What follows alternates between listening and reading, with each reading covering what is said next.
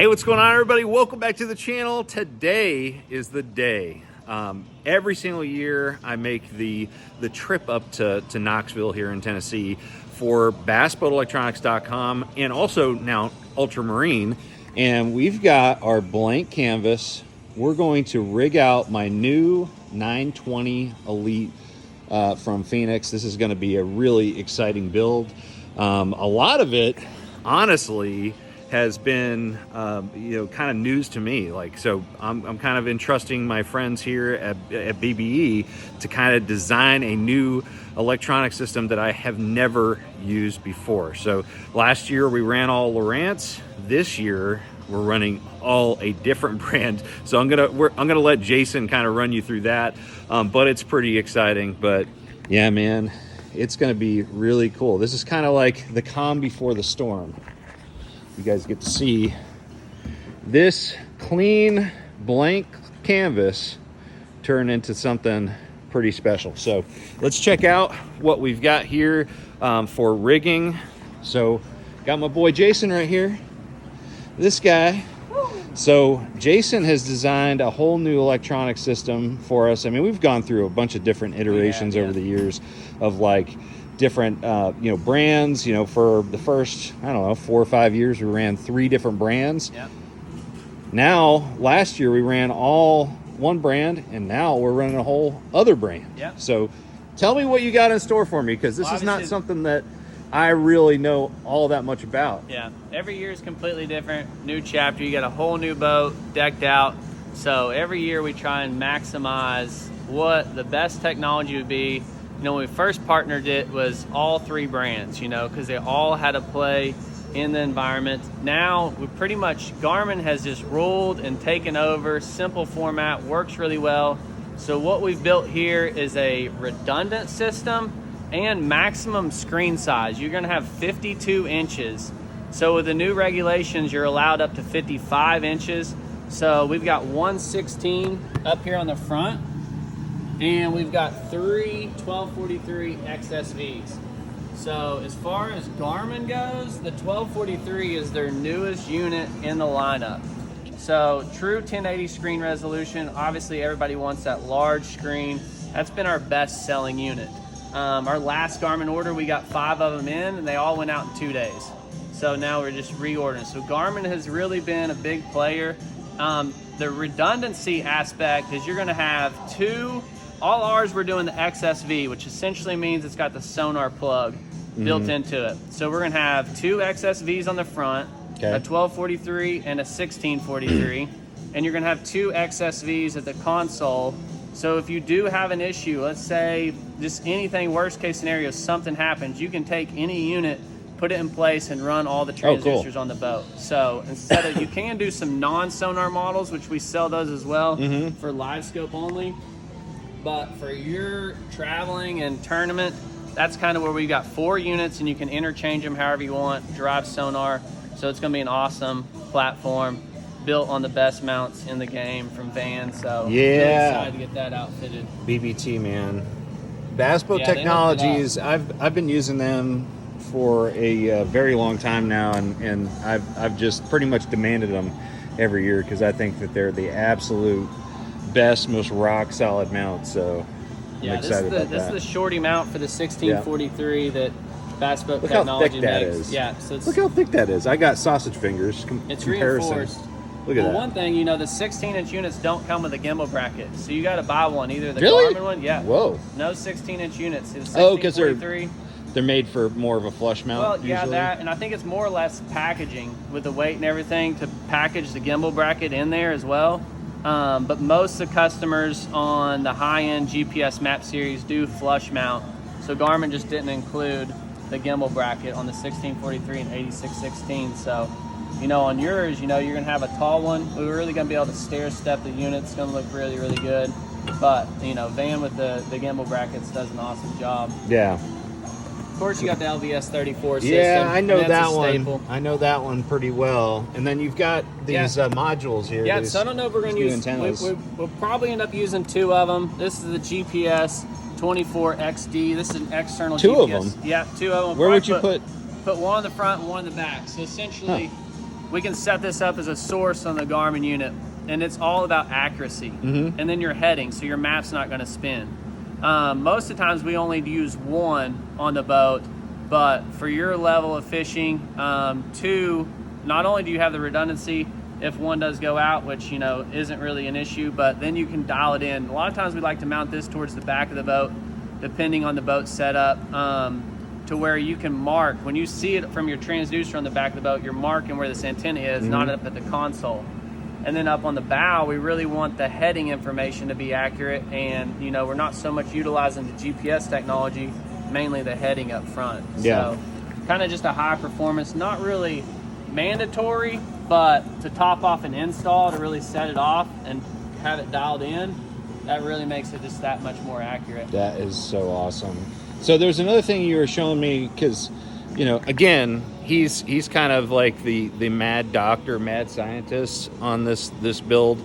You know, I didn't have a whole lot of input because this is my first time running all Garmin, but he was showing me a temperature deal. All right, so show me that sensor. So this is obviously, you have NEMA 2000, which is basically a standardized communication that can go between all manufacturers. So we put this in part of the build. It's a through-hole temperature probe, so you can use it in many forms. You know, a lot of old Rangers actually had one as well on the back for water temperature, which was standard NEMA 2000. So it goes back for a while. So we're thinking about putting this in the live well, just so you can have accurate water temperature of the live well, obviously fish care and everything.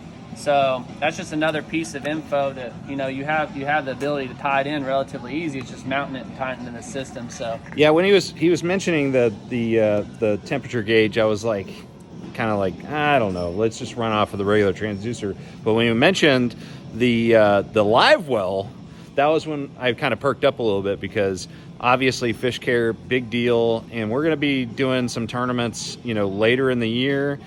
Really important for you know, water temperature in that live well to be monitored. So pretty stoked on that idea. And then that's pretty much it as far as the Garmin, right? Yeah, as far as the whole Garmin setup, obviously we got Fusion audio that's going to be tied in, which is really cool. I think your boat actually came in. This is our best selling audio. You've got an actual full display, which is actually better. Speaker wise, with lighting, we've got a whole audio bundle on our website. It's been really popular. But NEMA 2000, again, you can control your audio through any of the graph connects in. Oh, really? Cool. So you can change, it'll actually show your song title when you're connected to Bluetooth. So that's just kind of a no-brainer with Fusion and Garmin linked up together. And by the way, we're going to be putting all of the links for all the products that we're putting in this boat in the description below. So if you have any questions about those, you can check them out on the Bass Boat Electronics website. Reach out to these guys. They're constantly here. They're constantly answering questions. And to buy it, you just use those links. So, but other than that, I'm actually going to walk you through the rest of the build, because this is kind of like what I kind of put together, and well, collaboratively we've worked on it. Well, I will say my last 2 cents. The PowerPole one pump has been awesome. We did a video on an install, which was really popular. We've run it on our demo boat Ranger over there that we installed it on. That is, I mean, this is a no-brainer from PowerPole. I've heard a lot of people complain on having one pump, one area of failure. However, this has a bypass valve, so you don't have to disconnect your hydraulics lines. You can literally just turn a valve and it'll take all the pressure off your lines. Whoa, that's cool. So not only could you manually raise them without detaching the lines, you could also manually deploy them. Oh, that is without awesome. Detaching the lines, you know. But again, you know, PowerPole has been service and warranty. I mean, they're way ahead of their game. I mean, they're a staple. So you're going to see this on about every boat out there. I'm excited for you to run that. And that's full 2 anchors, 1 pump. Yeah. That's pretty awesome. And redone, you know, remotes for it. There's a lot going on there. Yeah. And speaking of PowerPole, this is another really big thing for this year, is the trolling motor. What trolling motor are we going to run this year? And I was really excited to learn that we're going to be running the Move ZR from PowerPole. We don't have the trolling motor yet. We're still waiting on the trolling motor, but we got the universal mounting bracket. So we're going to be mounting that, and it'll be ready for the Move. We've actually got the Move right over here. I'll show you this real quick. It's on their boat. That is it, man. And I was just commenting how small it is. Like, I've had some pretty big trolling motors. You know, the motor guide that I ran was massive, and now we're going to the other extreme. This thing is so small. Look at that. Look how tiny that is. Which I'm not gonna lie, I wasn't a PowerPole Move lover in the beginning. But, you know, for one, you know, the price is shocking. You know, it's way above any other trolling motor. So that alone, you know, kind of stands out. Now, after running it, I have a different opinion. Now, I will tell you, it is the most complicated trolling motor on the market, especially when it comes to software. But that was the biggest learning curve. I really had to just slow down and realize that it's on a whole nother level, trolling motor wise. And even the display, it's got buttons, the separate remote, which is tucked way under there, you can't really see. You can actually link it to your PowerPole. All that software, even the head of the motor, is updated through their new app. They have a whole new app that they built for the Move and the One Pump, that they're kind of transferring everything from their old Sea Monster app over to their PowerPole. Once I really went through everything and learned how it works, it's actually really, really cool. I had the Quest on here before, and it is like the opposite end. This is really scaled down and low profile, and the Quest is very large and kind of beefy. And I loved everything about the Quest other than the physical size and weight. And then this day and age, we're adding so much electronics up here. Oh my gosh, that's so rock solid. That not only insane. the room, the real estate space, but then the weight. It's changing the whole performance of boats, of how it runs and visibility. And I've been really, really impressed with running it. And I thought it would be really difficult to line up on targets with that small head at distance. And I've actually not found that to be the case. I mean, I can use that small head to line up with no point or anything, and I can see and find my bait really easily. Yeah. So it's really cool. It's a different deal, and I think it's going to be popular. It's going to take a little time to get some traction, but as far as durability goes, it's sweet. Yeah.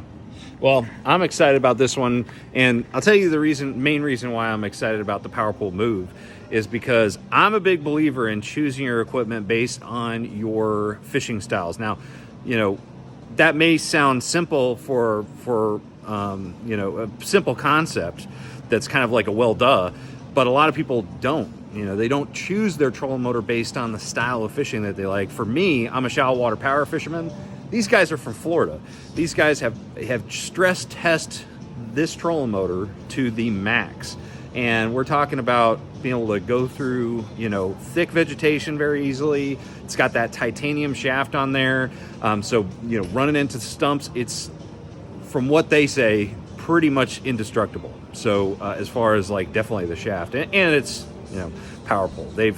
They've not only have they created a awesome product, amazing engineered feat, it's also the best customer service in the business, as Jason pointed out. But anyways, so we got the PowerPole system dialed in. You know, we got our brackets that we're going to be putting on the jack plate.